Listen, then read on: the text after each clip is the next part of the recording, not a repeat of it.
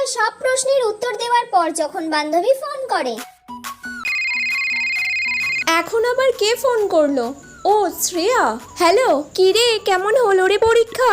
হ্যাঁ, প্রশ্ন তো একদম সোজা ছিল, আমি তো সবই পেরেছি। আমারও তো ভালোই হয়েছে। আমি যত নাম্বারে পরীক্ষা মোটামুটি তত নাম্বারই পাবো।